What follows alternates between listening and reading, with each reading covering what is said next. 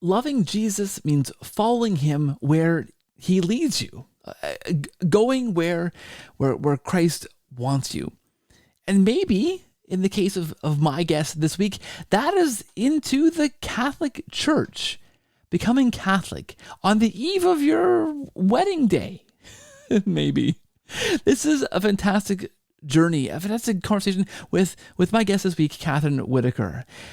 She talks about becoming Catholic, about figuring out what Catholics believe and what your faith is, kind of in reverse after you've already become Catholic, from your kids experiencing the faith for themselves and learning about saints, from teaching the faith to others, from living out that calling to follow Christ into the church, and figuring that out kind of as you go along, and how that journey unfolds. It's a great conversation with somebody truly seeking to love Christ and show that love to others, to evangelize with the sacraments, to lead with grace and love, and do it with Christ at the center. And a really fun conversation. Please subscribe to this channel, give this video a thumbs up if you like it, share it with your friends, leave some comments, and if you are into podcasts, find us there too, the Cordial Catholic, wherever podcasts are found. Thanks, guys. Enjoy this conversation with my guest, Kathryn Whitaker. It's a great one.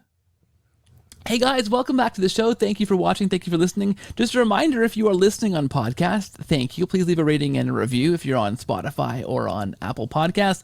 And remember, you can watch us on YouTube at youtube.com/thecordialcatholic. If you're watching this, well, hey, we're also on podcast everywhere fine podcasts are found. We're going to have a great time this week, friends. I am joined by Kathryn Whitaker. She is an evangelical convert to the Catholic faith. She's an author, a speaker, a blogger, a Dr. Pepper super fan. More on that in a second, if we can.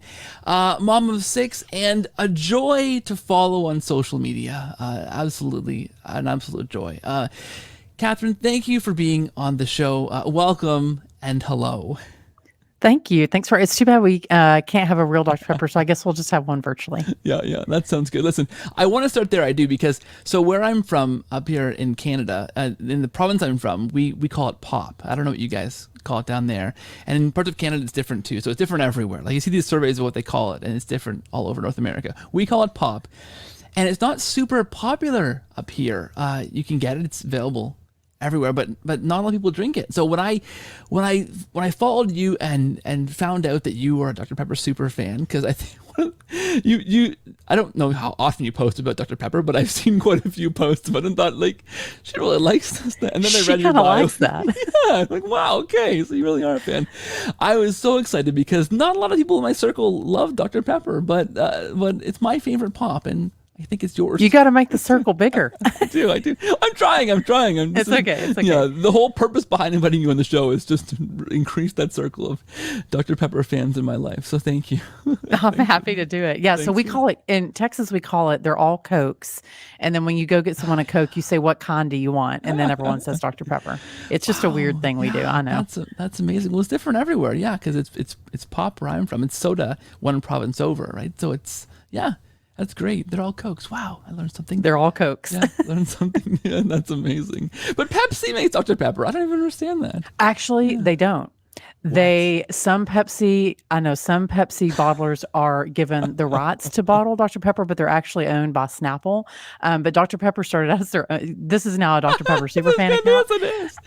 Yeah, so that's the misnomer. Everyone thinks if you carry Pepsi, you automatically carry Dr. Pepper. It's just a partnership that they have. But yeah, they're not a Pepsi product. I know it. I can't. Your mind is blown now. It really is. We can end this thing right now. I can't even understand. Oh my gosh. Okay. Well, this is going in a whole new direction now. This podcast. Dr. Pepper super fan account. Yeah. Okay. Wonderful. Wow. Well. Okay. Now we can talk about Jesus now that we have Dr. Pepper out of the way. Yeah. The next most important thing would be our Lord and Savior, Jesus Christ. Awesome. Well, let's dig in there. So I mentioned off the top that you are an evangelical convert to Catholicism. I am as well. My wife is. A lot of listeners to the show are in that camp or dipping their toes into that camp, kind of looking at the Catholic faith like I did, like maybe you did, and going, oh, there's more here than I thought there was, right? I think for a lot of us, clearing up those misconceptions and those misunderstandings goes a long way when you realize what you thought this thing was. And so that's kind of the purpose and the point behind this show, what I do here. And I want to hear about your journey of you clearing those things up. I think listeners will love it. The tagline, I think that the teaser that you provide for readers of your work in your bio is you converted like the night before your wedding or something at the rehearsal dinner, which sounds really interesting. So there's a good teaser. Why don't you take us back as far back as you want to go and just talk about maybe your faith up to that point. I mean, I think one of the cool things that certainly opened my eyes to the Catholic faith is when people who are serious, committed Christians, evangelicals, become Catholic. Like wait a minute, that happens, and that's got some weight behind it. So let's hear a bit about your faith upbringing. Maybe you weren't a serious evangelical. I'm making some assumptions here, but maybe I shouldn't. But take us back a little bit, and then let's go forward and hear your conversion story, your faith journey here, as it were. Yeah, you bet. So I've actually been baptized 3 times. So as a baby, I was baptized in the Methodist Church, and that was a big part of our growing up when I was younger. In late elementary school, I was a Nazarene, so very evangelical, like speaking in tongues kind of place. And then in high school, I moved to the Disciples of Christ Church. So I was baptized, then I was baptized Nazarene, then I was baptized Disciples of Christ, which probably if people aren't familiar with that, be like Lutheran, probably Lutheran light, maybe. And so the beautiful part is that every time that a pastor would change, then we would change churches. So there were lots of Sundays that we would drive down the street in our little town, and my dad would say, "What church do you guys want to go to every Sunday?" So we went to church every Sunday, but it may not have always been the same church. And then when I went to college, I went to a non-denominational Bible church, like you do in college. And I met this really cute boy who was big blue eyes, big biceps. And so I asked him, I was like, we met on a blind date. And I said, where do you go to church? And he said, "I'm Catholic." And I was like, "Ooh, that sounds fun." And so fast forward 3.5 years, we dated a while in college. And then we decided when we got engaged that I was going to be the one to become Catholic, because he made it very clear that he was not changing. So to me, it was no big deal. I had been a member of so many churches that I was like, what's one more? And then I asked him clearly, I said, "So when do I get baptized?" And he said, "I think you're good, Kathryn. Like, that's not really the way it works." So the reason that I was confirmed an hour before my rehearsal dinner is we got engaged over New Year's Eve and chose to get married in July. So I had already missed RCA, or the bulk of it. And the priest was very gracious and allowed us to go ahead and allow me to be confirmed that hour, because he was in town. So confirmed me, and then we had the rehearsal, and then my first communion was also my wedding day, and I at least had on a white dress. And so that's the short story of how I became Catholic. And then a few years later, my brother converted to Catholicism, and then both of my parents converted about 9 years ago. So we are a big family of converts. And Scott and I, Scott's my husband, we have 6 children. So we're, golly, how old are they now? 7 to 20. So first grade to college. And we've built this big, beautiful, messy, chaotic life. Our 5th baby was born premature, so we did a little stint in the NICU. And certainly our Catholic faith and the sacraments and the big pieces of our Catholic faith carried us through some really joyful times in our marriage, and certainly some really difficult times too. So I'm not changing. I'm not joining any more churches. This is it for me. But I do love that I grew up with so many different ways to worship the same Jesus, and then landed in the place that God needed me to be. That's incredible. So it wasn't as if it was a big leap to become Catholic. You didn't have any of these hang-ups or prejudices that were like, oh, Catholics are not even Christian. I mean, you met this guy and you weren't immediately turned off that he was Catholic. It wasn't like it was a non-starter for you. Well, he wasn't weird. Like, he was normal. And or at least where I grew up, we did know a couple of Catholics, but it was very Baptist heavy.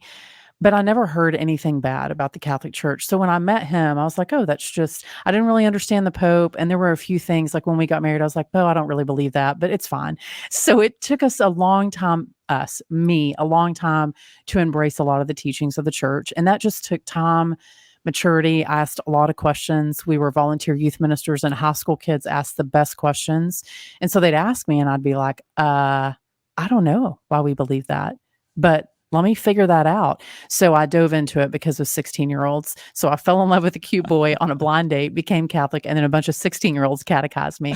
So I probably did it backwards, but I really think that that slow process of falling in love with the church was the way that God intended it for me. I don't know if he intends it for everyone that way, but it was and is continues to be a really beautiful journey. And in a weird twist of fate, I now teach confirmation. I'm a catechist, so a teacher for high school kids preparing for the sacrament of confirmation, which is a really cool thing. That's incredible. Let's talk a minute. Let's talk a minute about that, because some people might hear that and go, well, no, you can't just convert and figure out the theology afterwards. But there's something really interesting about that, because I mean, you can, in a sense, and I think that a lot of us who are converts experience this.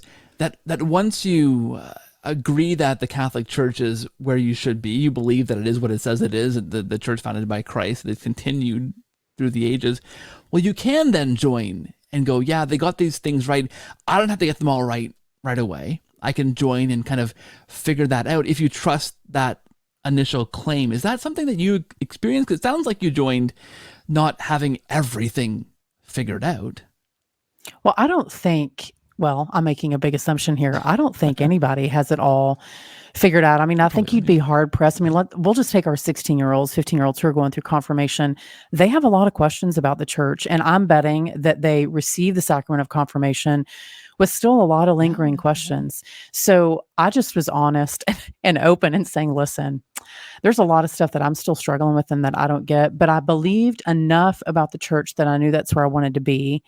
And I was really lucky enough, I guess, blessed enough to have people in my life who spoke really beautiful truth to me, but not in a shameful way, but like, let's figure this out together kind of way.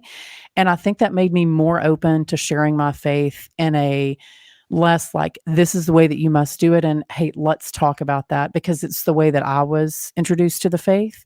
And it's the way that I think most people want to be introduced to Jesus. They don't want you to shove Jesus down their throat, but they're like, hey, we disagree about this, or maybe we don't see eye to eye. So let's like hash that out. Let's talk about that. And I think that there's a lot of us that are still working through things in the church, like different seasons of our life or different experiences. And we're like, we have our aha moment. We're like, okay, now I get it. And so I'm just honest. I'm a bad liar. So I just tell people that I'm struggling. And I think it's led me to some really beautiful places. Yeah, I love that. I had a conversation a while ago on the show when we were starting out, 100 episodes ago or so, and it was kind of embarrassing because it's really old, back in the archives, about Mary with two converts. And one was a Muslim convert and one was this former Protestant pastor convert. And I said to them, guys, how did you deal with Mary? Because for so many evangelicals, it's a huge stumbling block. Like it's taught to us, it's ingrained that we don't make idols of anything. Like Christ is the only thing, and everything else that could possibly be an idol is terrible and evil. And there is that's important. That's true. That's a good truth. But then that becomes this allergy to things that even the first Christians would have said, well, it's okay. We can pray to somebody. We can ask them to pray for us.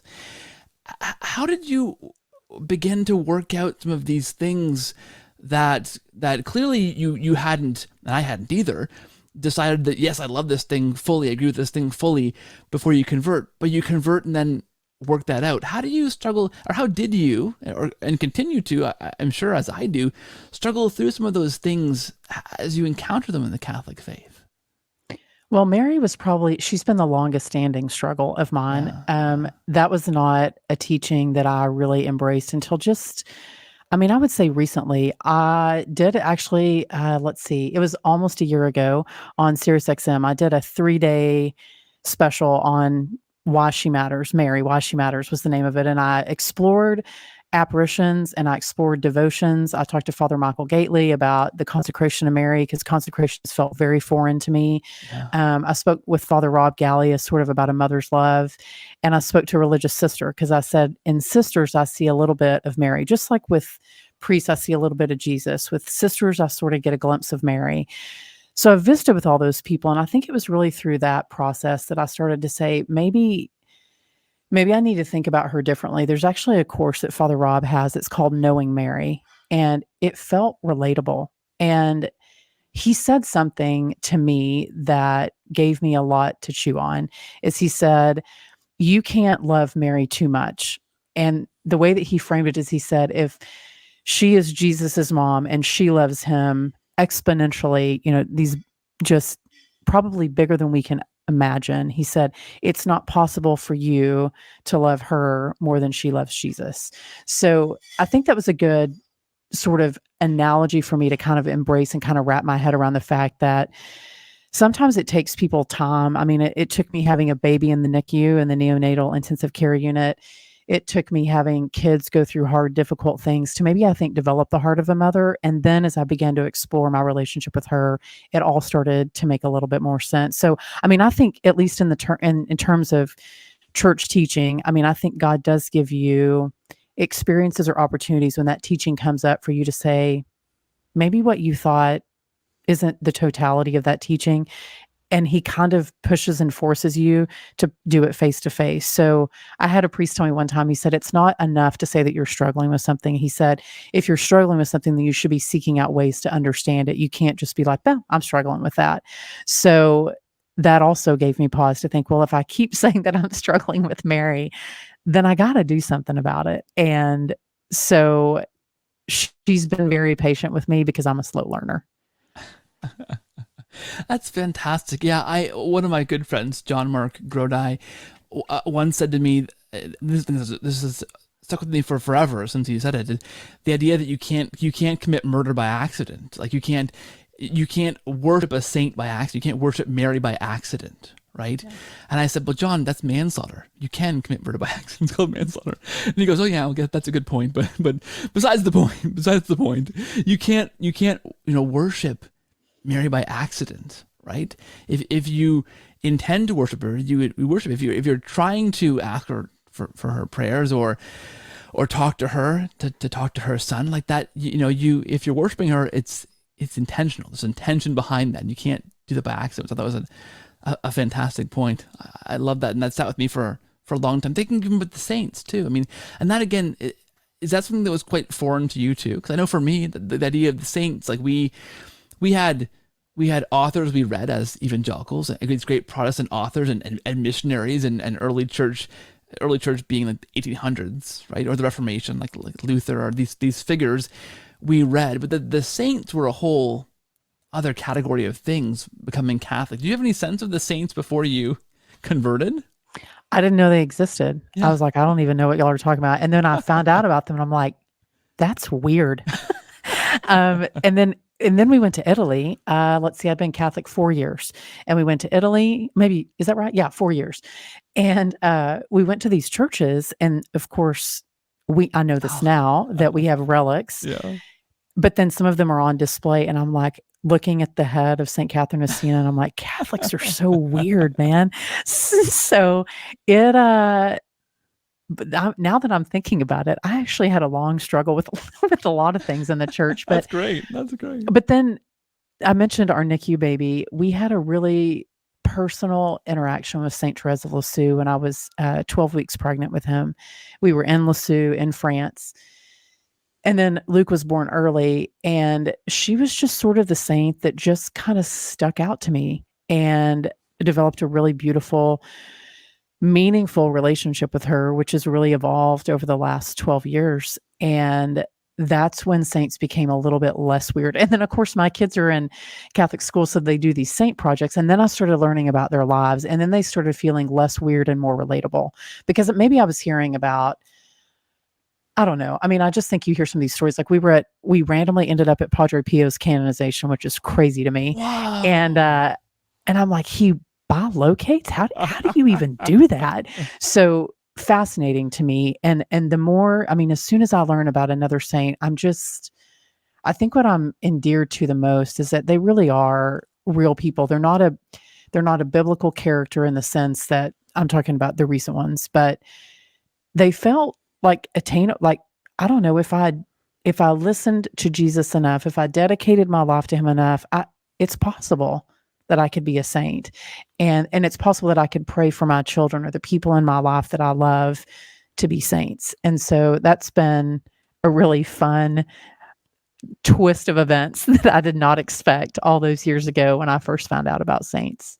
That's incredible. I stumbled backwards to the saints in a very similar way. I'll never forget. I was looking at becoming Catholic and listening to all kinds of YouTube was in its infancy, so I was watching all kinds of YouTube videos.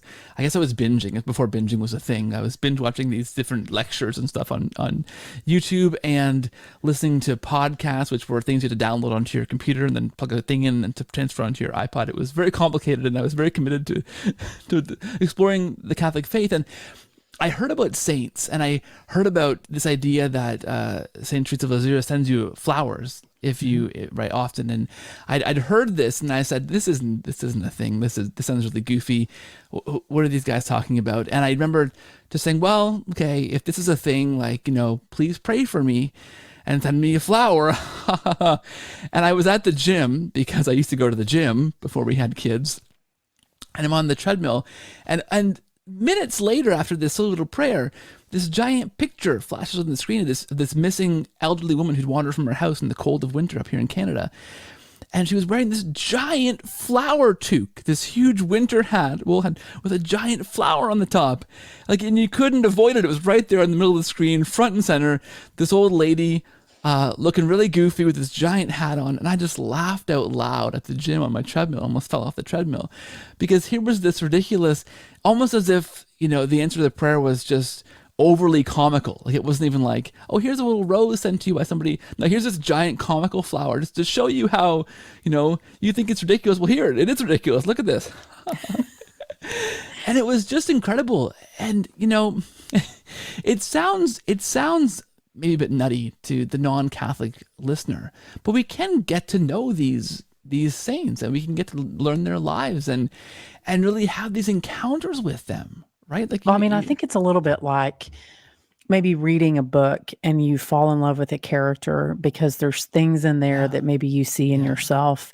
Except the difference is when you fall in love with these characters, they were actually really real people that Jesus really created. He's the divine author. So I think that's what makes them so endearing to learn about. And we have similar, I think it's chapter 10 in my book. We have a massive rose story with Saint Therese. And I think that's why we're so drawn to them, is because we see a little bit of ourselves, a little bit of holiness that God is trying to pierce through all of our chaos in our lives and reminding us, like, you're really called to be a disciple and you're called to be a saint. Don't forget that. And for me, it's humbling to think, does Jesus really desire that for all of us? And I think that he does.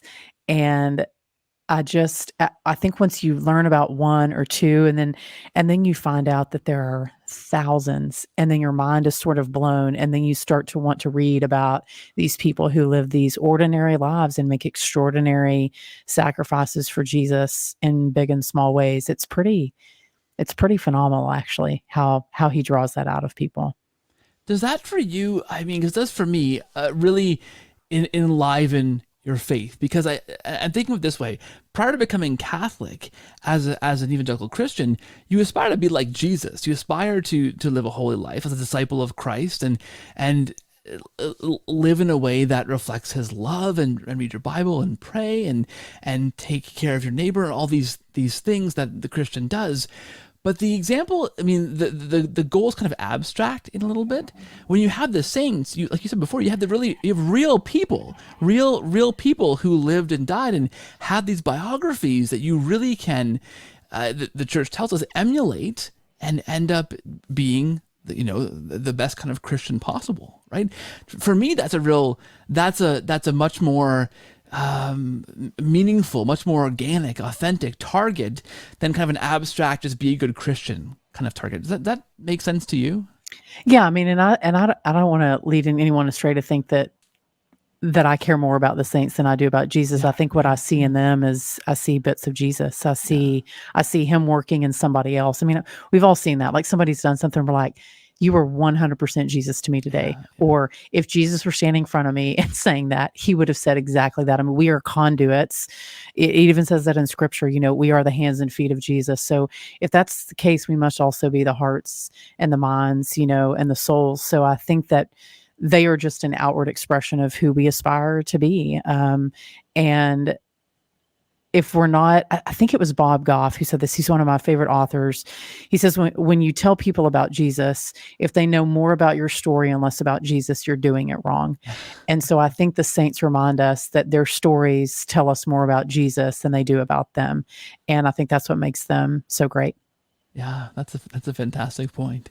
One of the things you mentioned before that I wanted to dig in a bit more to is the idea of, like, so often the idea of leaving an evangelical faith and becoming Catholic is this kind of this thing versus this thing kind of conversation. Like, okay, so I believe this doctrine, I believe this, and you're kind of pitting two belief systems kind of against one another.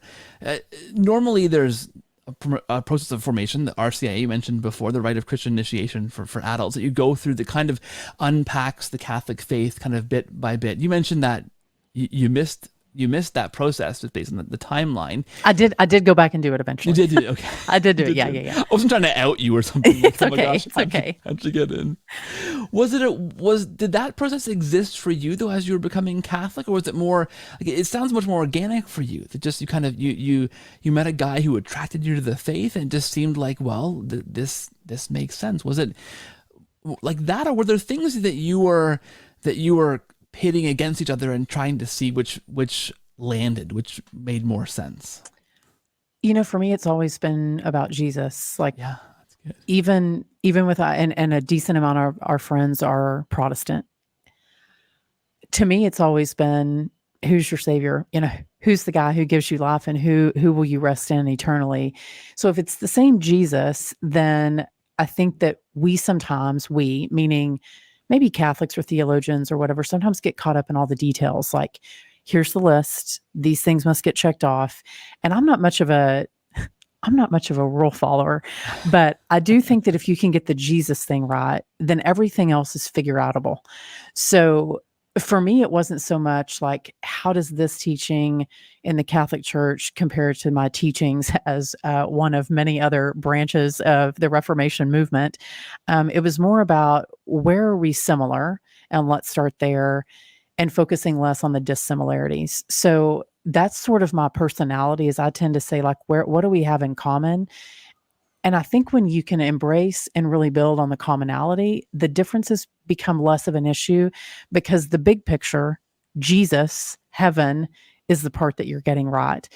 And I certainly do believe in the totality and in the fullness of the faith. So while I loved being Protestant, I know that there are things that I receive, graces that I receive in the sacrament, that really kind of give me the totality of my faith, so I can appreciate that part.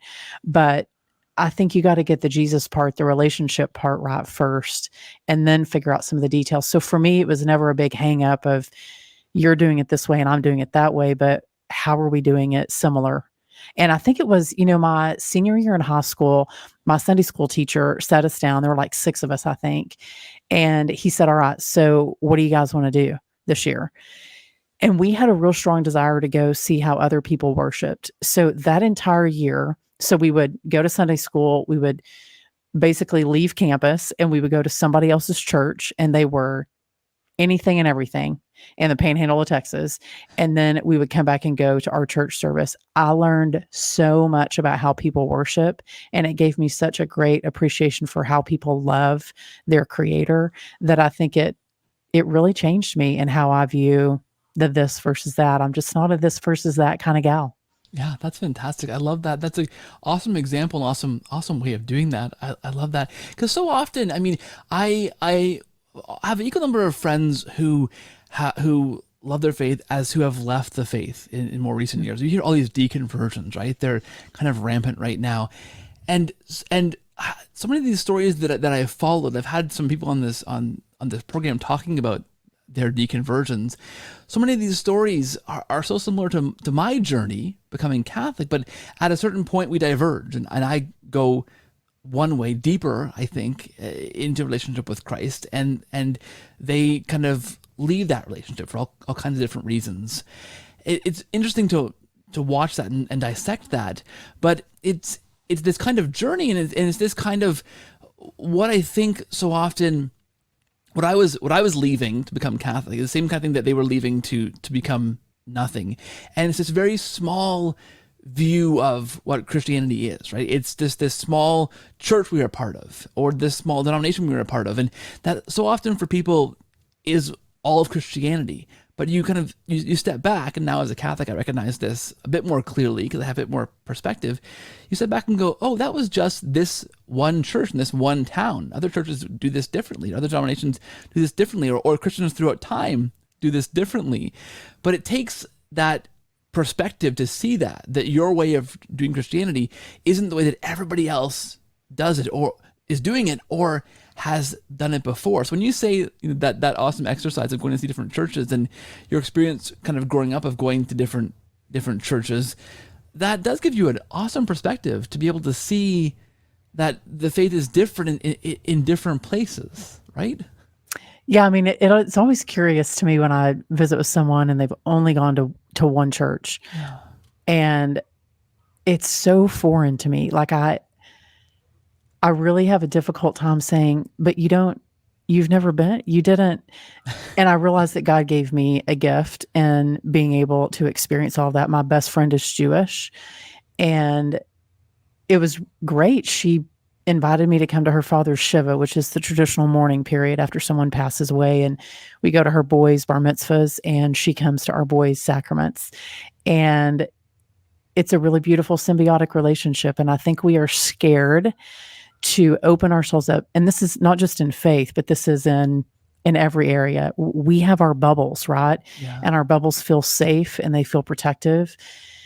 And we're afraid to bust out of that bubble sometimes to see how other people feel or think or what they've experienced. And I think instead, maybe sometimes we feel threatened. And I say, man, that's an opportunity to grow, and just how much God affects people in so many different ways. Like, why are we afraid to hear that? Why are we afraid to experience that?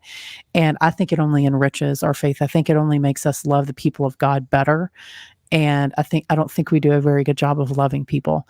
And that's not my faith. My faith is one of radical love, which makes people uncomfortable and causes us to stretch and grow. And that is never easy, and that is always painful, but it's always fruitful.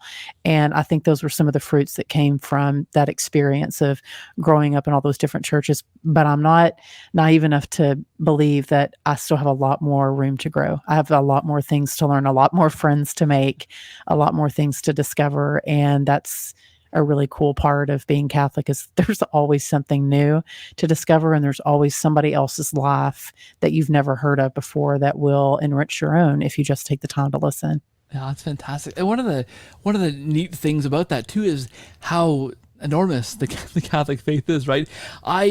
I was first catechized by a priest in the Netherlands, listening to a podcast right back in ages ago now, plugging my iPod into the computer and downloading it every morning before I went to work, and listening to this Dutch priest catechize me in the faith all the way from Europe, from the Netherlands.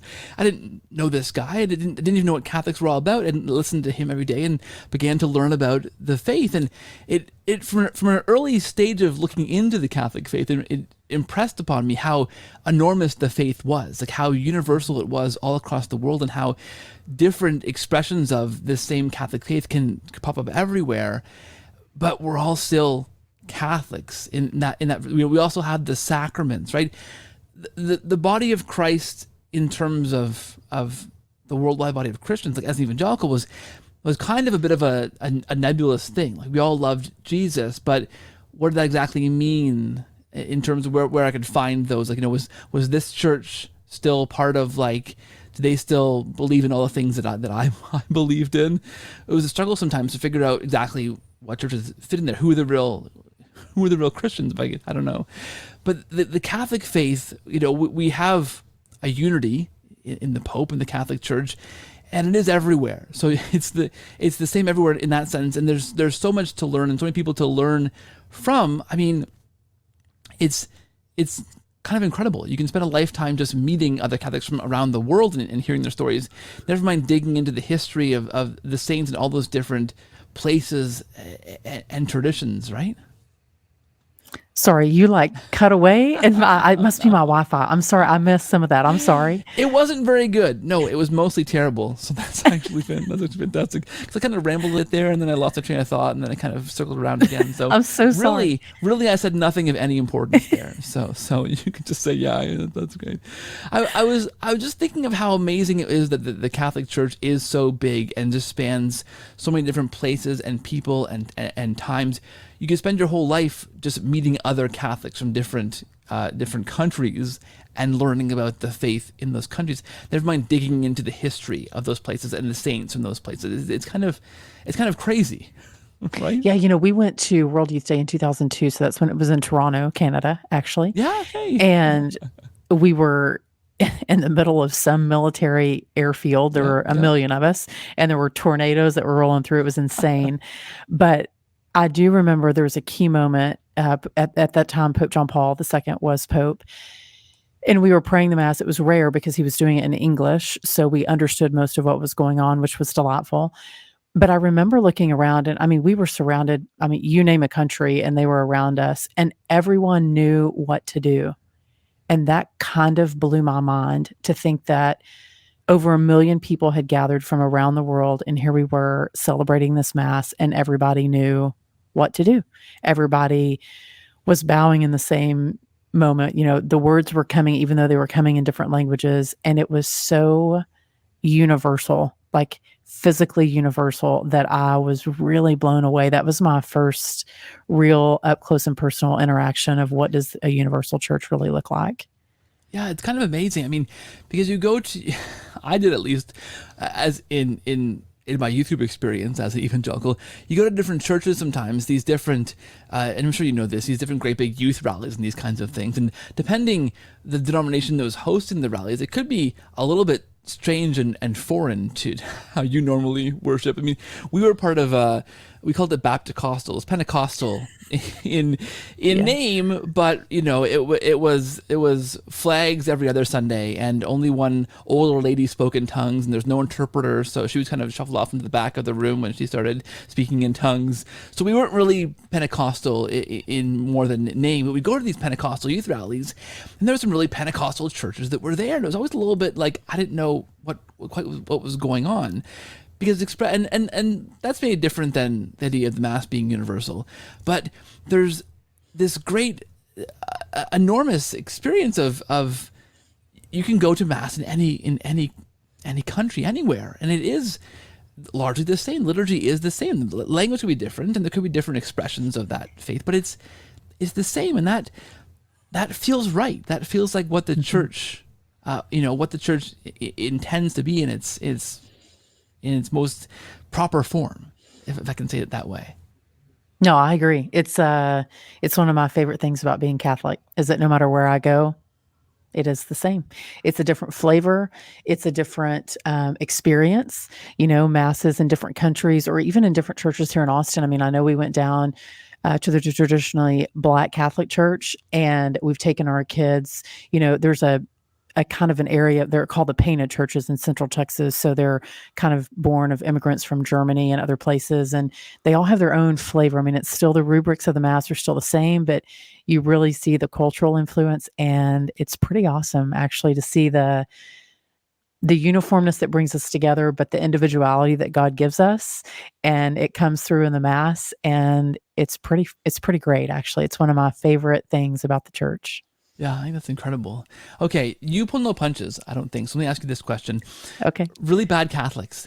There's a lot of really bad Catholics. I met a lot of these. Maybe you didn't meet them before you became Catholic, but maybe you know them now. I don't know, but before I became Catholic, the joke that I always make is when I was in high school, I was into the punk rock scene, and I knew a lot of people who were pretty rough around the edges, and I was in that camp.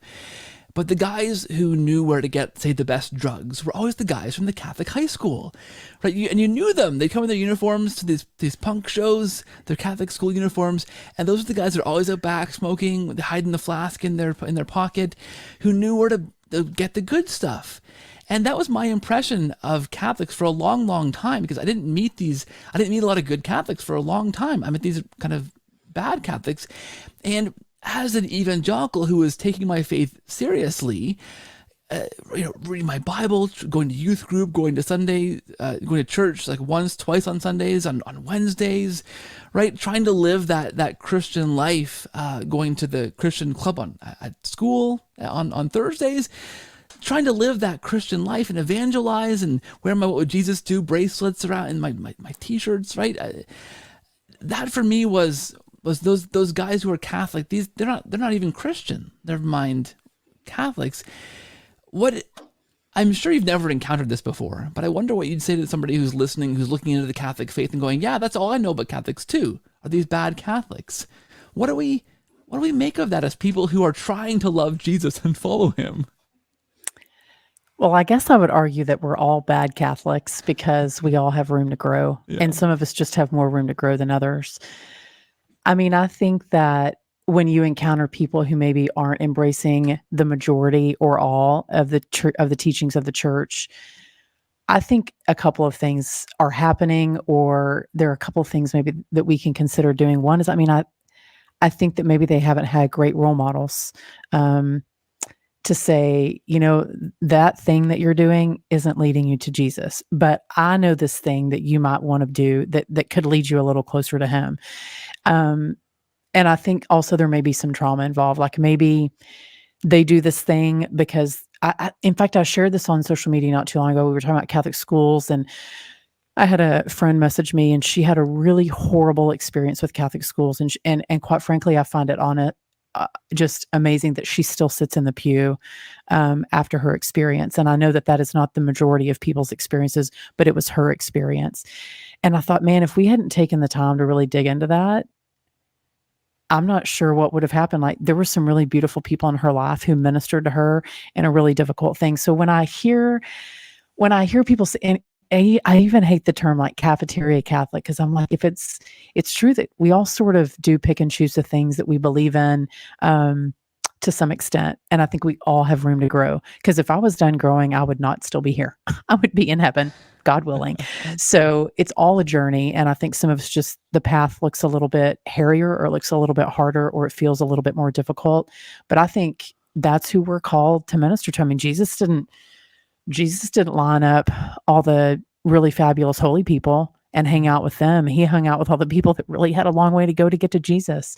So if that's your experience of Catholics, maybe seek out some people who are, I guess what we would call good Catholics, but maybe seek out some different people and get a different perspective of the faith, and then sort of put the two together and say, there's got to be some commonality in here somewhere.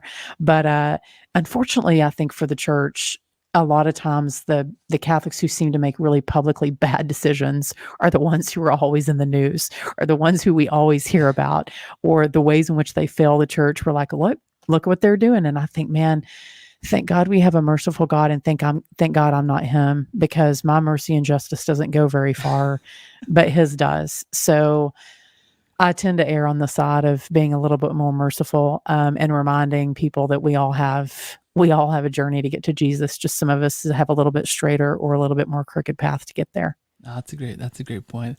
I had Randy Boyagoda, who's a Canadian Catholic author out here in Canada, on the show talking about. I asked him a question like this about Catholic role models and Catholic and seeing Catholics, and how you wrestle with that tension of seeing bad Catholics. And he said, yeah, well, when I was younger, I would have seen that guy, smoking a joint and then going to mass the next day, and said, oh, he's not really a Catholic. Now that I'm more mature, he said, I see that as, well, that he's at mass. Like, he's trying, like he's doing something, whether or not he understands that doobie he had the night before was maybe a bad idea, and he's not living the Catholic life as he should be. He's at mass, like he's taking a step, he's there, and God can meet him there and give him that grace. And that perspective shift, I think it comes with age, I think in many cases, but that's a really important shift to make, right? That they're Well, and there. it should remind us not to give up on people. Yeah. Because I think of some of the priests that serve in our own diocese.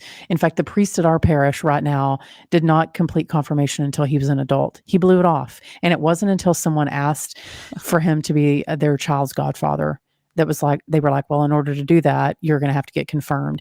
And it pulled him back to the church. And now he's a priest and he's studying canon law. I mean, this guy's legit. And I think people didn't give up on him. So don't give up. I mean, if you see something in someone and you think, man, we got to magnify the good and minimize the bad. We tell our kids every day, you're not bad. Good people make bad choices, but you are not the totality of your choices. And I think we got to not give up on people and to just continue to shine the light of Christ with people, and obviously have good boundaries, because some people are not healthy for you, but I guarantee you, there's somebody in your life who is counting on you not to give up on them. And you just might help get them to heaven. So keep that in mind. And now I sound like a mom. That sounded like a TED Talk. I'm sorry. But yeah, don't give up on people. They need you. This is a TED Talk now. That's great. I was thinking that sounds like a mom as you were saying that too. So, but in a good way, in a very heartfelt mom way. I love that. Let's turn this question, I think, maybe on its head, because the church itself and the priests and the priesthood, bishops, those in leadership have made a lot of mistakes too. And there's a lot of people who are hurt by the church. Our family had a personal encounter with a bad priest. So it hits home for even us, which is hard to believe, because I would have been surprised to, 10 years ago, if someone told me, oh, you're going to have an encounter with a bad priest, because I thought, oh yeah, they exist, but they're out there. They're not me. No. But it happens, right? And there's scandals, there's problems in the church. So, I mean, I don't know how you wrestled with this when you're becoming Catholic. This isn't a question for you. I kind of became Catholic when the Spotlight scandal was kind of breaking, and people would say to me, they stop me and say, hey, are you sure you're going to become Catholic? Look at this church. It's in complete scandal. It's in disarray. Why would you want to be part of that? My answer was always, well, because I think it's true. And I know, and it's not the people making the mistakes aren't the sum total of the church. And I have to go there and grow in that. And I think it's true, right? How did you, or do you wrestle with that? Because, I mean, scandals are ongoing, right? It's not like as if it's all in the past. They're still unfolding. And how do you follow Christ and love Christ when the church sometimes is not doing that as well? Well, I think I was blissfully ignorant when I first joined the church. Didn't believe really maybe that people were telling the truth, or that wasn't really as big of a deal as people were making it. And then a few years later, and I wrote about this in my book too, when I have a chapter specifically about priests. There was a priest that was very close to our family, I'll say it that way. And we found out later that he was absolutely involved in a sexual abuse case, died of HIV. And Wow. it rocked me personally. I stayed away from the confessional for a very long time because I didn't trust. This was someone that we really trusted.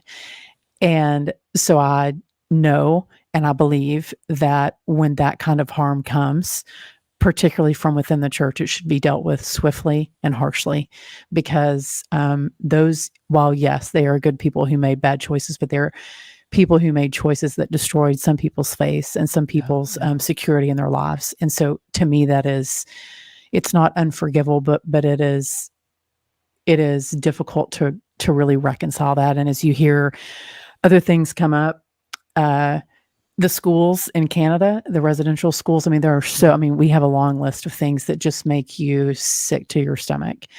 So I don't want to minimize that pain, because we're certainly experienced it on a personal level in our own family. But I think I did go back to, there's no other church that I would be in. And it's the church that I love, not always the people in the church, and not always the people that are leading the church. And that's why I think it's really important as lay people that we call people to task and make them be accountable. My husband actually works for a bishop, so we see it in a different light at our house, that it's important that those bishops surround themselves with good lay people that will keep them accountable, and that we are always seeking out and always praying for those who lead the church, that they lead it with integrity and with honesty. And when they don't, that we deal with that and we bring that. In fact, we just told our kids this the other day. We're like, evil lies in the darkness. It's only when we shed light on it that it can be redeemed and that it can be healed by God. So when something is perverse or horrible or terrible, bring it out into the light, because it is the only way that you can heal the wound. And it's painful and it hurts and it's hard, but we've dealt with that and with some of our kids' interactions with the church, and we're like, you got to bring it out into the light. And so we don't shy away. I mean, I think that's maybe our biggest takeaway, is just don't shy away from having the hard conversations or dealing with the hard things, because I think it deepens your faith, but it also makes you rely more on Jesus than it does on the church. And that's really, at the end of the day, where we should be putting our faith, is in him. Yeah. I became Catholic with this starry-eyed vision of what a priest was, and in many cases that's true, right? You spoke of this fantastic priest that you know, right?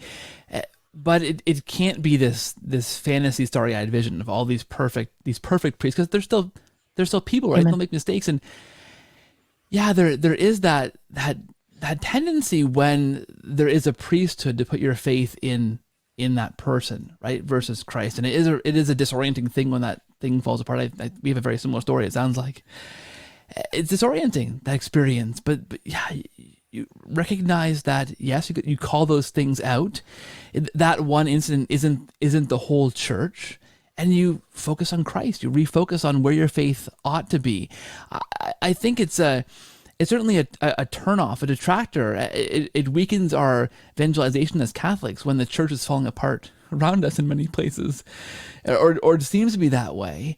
But for me, I think maybe you'd agree, we got to keep emphasizing the core of that: Jesus, the Eucharist, the Mass, the sacraments, the power of those things, even when those things are corrupted sometimes by priests who have made some very tragic choices, right? Yeah, I mean, I'm always a little hesitant when people like celebrity priests or whatever. I'm like, remember, don't make the pedestal too high, because the fall is very far. And we should obviously pray for religious sisters and priests that lead us. But remember who you serve. Remember who's getting you to heaven. And while the priest or the sister or the deacon or the brother may be the conduit of the Holy Spirit, they are not the Holy Spirit. And so I think you have to remember who you worship, remember who gives you eternal life. And I think that helps put things into perspective, that people just will always disappoint you. They're imperfect. I'm going to disappoint the people that I love, and I'm going to ask for forgiveness.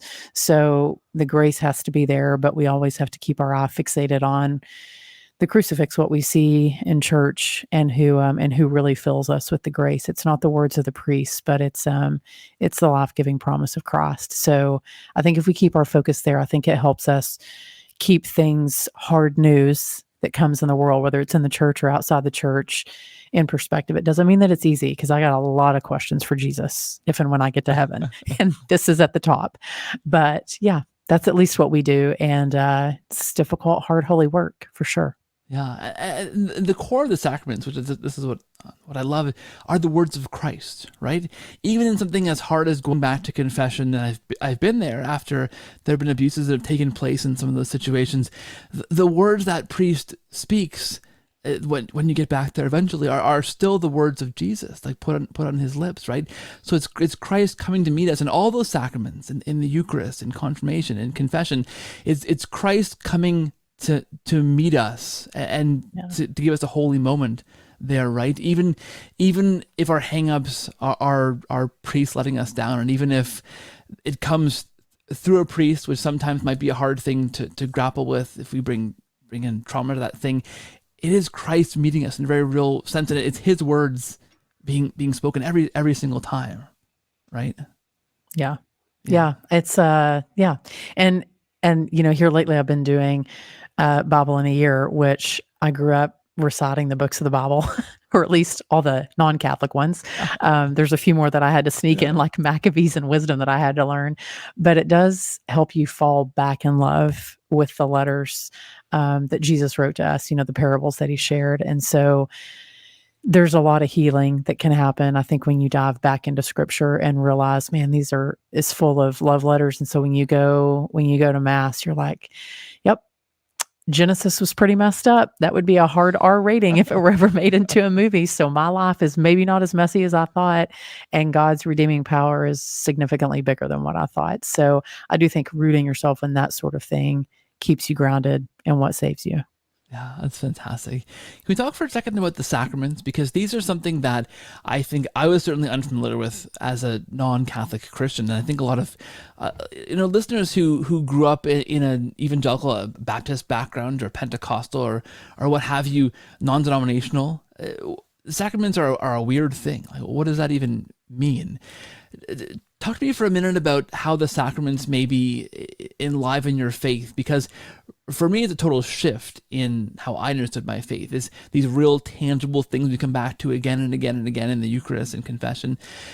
These things have really changed how I understand my faith and interact with Christ and meet Christ on a weekly or even daily in some cases with daily Mass.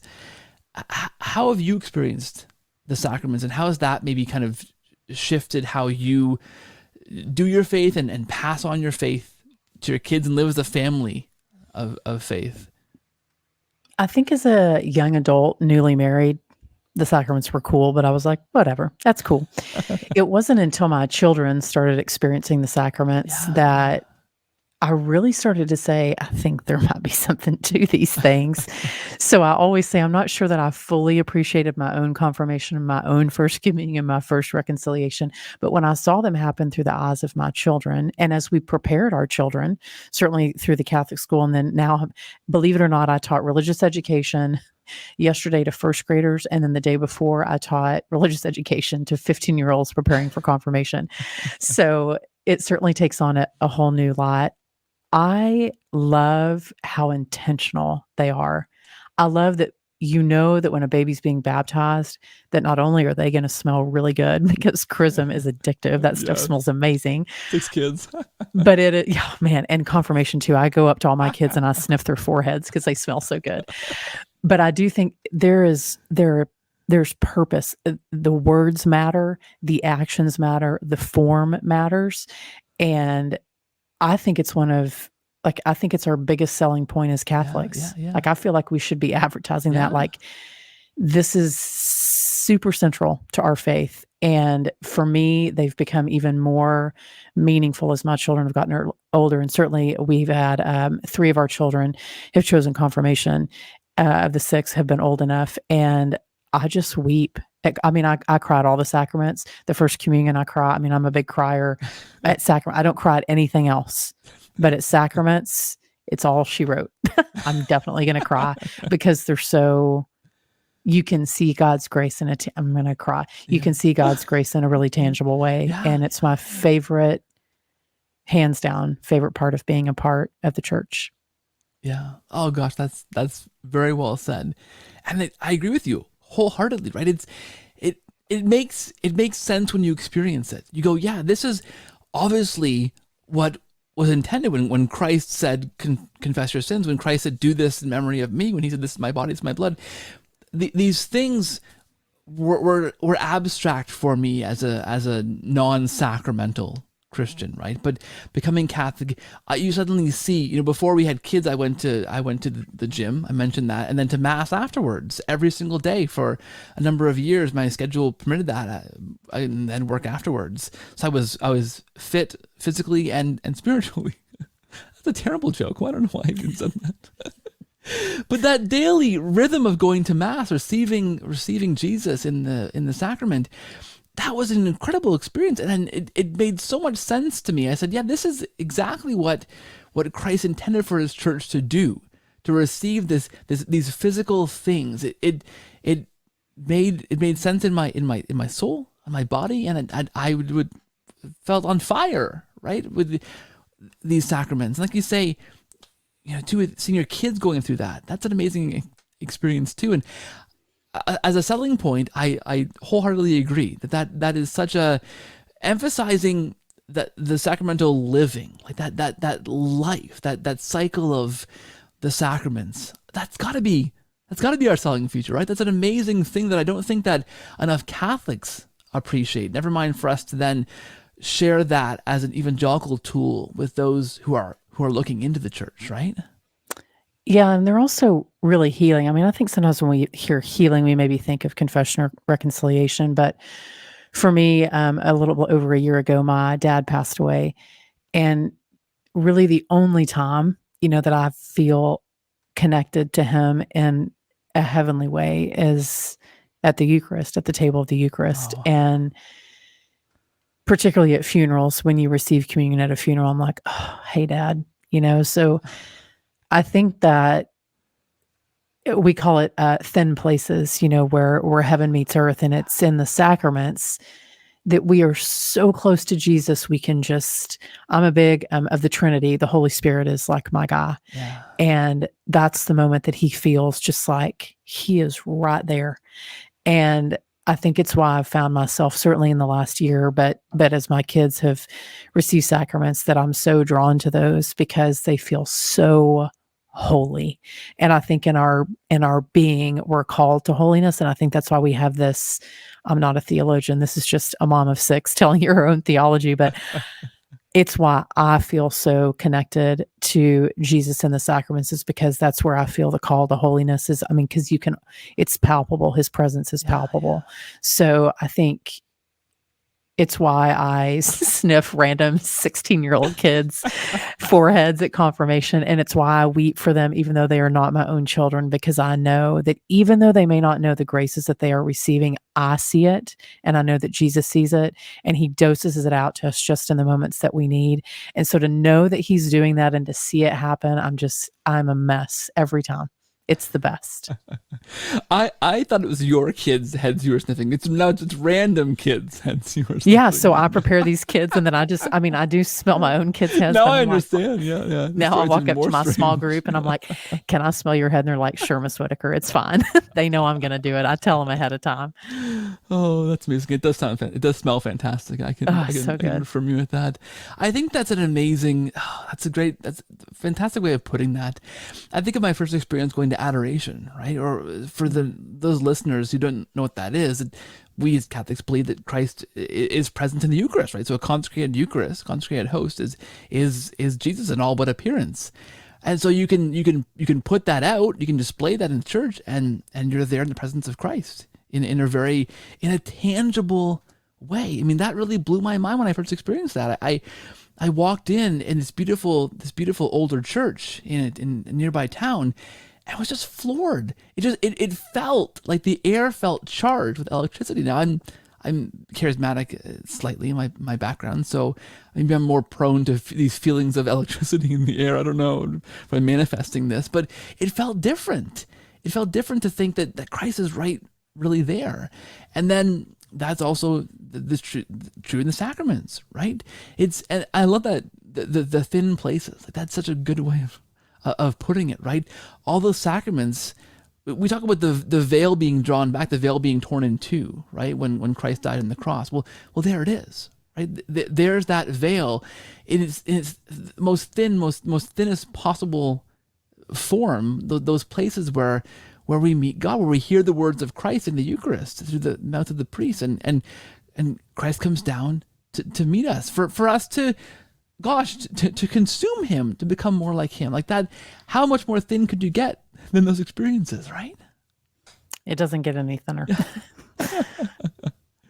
I love that. That's fantastic.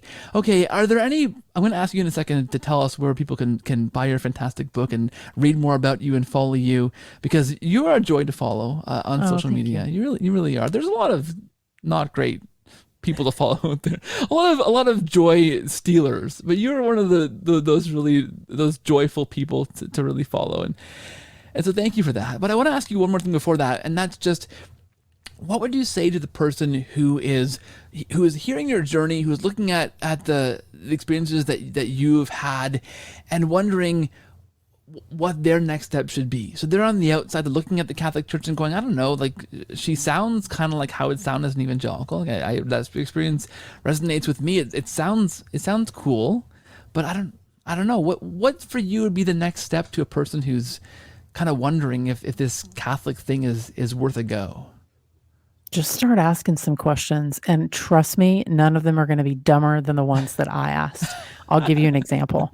So when I started dating my husband, we called it Catholic trip.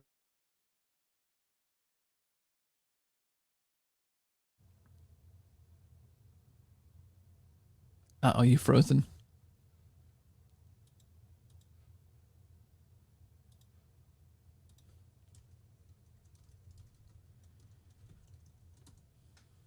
Come back. Oh, there you are.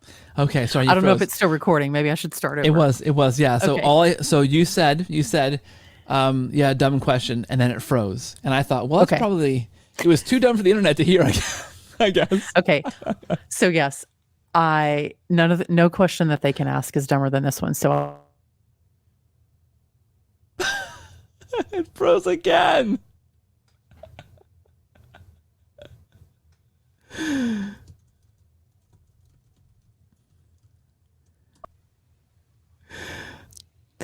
maybe I just shouldn't.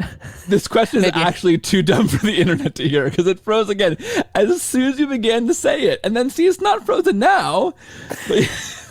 I'm going to try one more time. And if Okay. it freezes again, no one's going to hear the story. No, Okay. no, that's fine. So I asked my husband, I said, how do you tell all the difference between all the different popes? There's Pope John Paul II, but like y'all have had a couple hundred popes. Like, how do you tell the difference between, is this like the 150th Pope John Paul II? And he was like, Kathryn, what are you talking about? He said, there's only like, they all take different names. I thought every pope had been named Pope John Paul II. I had no clue. I was like, why is there not a Pope John Paul I? So yes, so no question that they can ask is too dumb. So I would start asking questions both of people that that they know, in real life, like Catholics that they know in real life, the local priest in their parish, and then Catholics online that they think maybe they have something in common with them. But I think asking questions, reading things, encyclicals that the popes have written, but also just normal people that write books or normal people that write reflections and like the Word on Fire, or, there are so many different resources out there for both men and women. And so I would say just be curious, because when you're curious is when you grow and when you learn. And that's how you grow in faith and relationship with Jesus, is hopefully you never lose that curiosity. So I'd say keep asking. And again, they're not going to ask any dumb questions. I've already asked them all. So ask the questions, find good, holy people that they can get to know.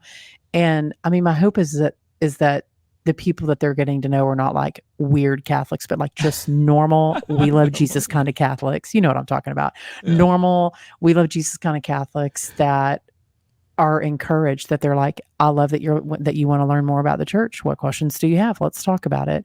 So that would be my encouragement to them, is just ask all the questions, and hopefully that will never end. Hopefully you'll keep asking questions right up until you get to St. Peter. That's the goal. That sounds fantastic. And I can't understand. There was no John Paul I in your mind? They were always just called this? I thought that there'd been like 100 Pope John Paul I and like 100 Pope John Paul IIs, and how in the world do you differentiate them all? That's fantastic. Yeah, that's great. That's great. There's so many more, but I'll just start with that one. That's good. That's fantastic. Kathryn, it's been an absolute pleasure to have you on the show. It's been a lot of fun. I hope listeners will enjoy this. I'm sure they will. Please tell them where they can go to find out more about you. I'll put links in the show notes to your book and your website, and where they can find you. But where do you want to point them towards in particular? Yeah, so I'm on Instagram, Facebook, and Pinterest. If there's anyone out there that still loves Pinterest, at Kathryn Whitaker TX. And then don't go looking for me on Twitter. I'm not over there. And then my website is kathrynwhitaker.net. So I'm almost always, Instagram's my favorite, and I'm usually in stories over there. So that's where you can find me online. Yeah, as I mentioned, they're a lot of fun to watch. It's great joy, and lots of good Dr. Pepper content, which for those of us who love that, who love that kind of Coke, Yeah. And then on enjoy my that. website, and usually I think it's even on social media, there's links to my book. So the name of my book is Yeah. called Live Big, Love Bigger, Getting Real with Barbecue, Sweet Tea, and a Whole Lot of So Jesus, good. because I'm Texan. So they'll get at that. And then if they want to hear the audiobook, it's actually on Audible, and I'm the one that reads it. So the priest that wrote the foreword is a New Yorker, so you hear his New York accent in the foreword, and then you hear my Texan accent the rest of the time. So I was going to ask you if you read the audiobook, and I was hoping that the answer I was yes, did. and now we know. So I'll put links to those also in the show notes, because how much more fun would it be to read the book than have you read it to us? That's a great way of doing that. Thank you. Thank you so much for being here. I want to say God bless you and the work you're doing for the church, and in your writing and your speaking, and you're bringing the joy of Christ to all of us. Thank you so much, and God bless. Take care. Thank you so much for having me. Thank you.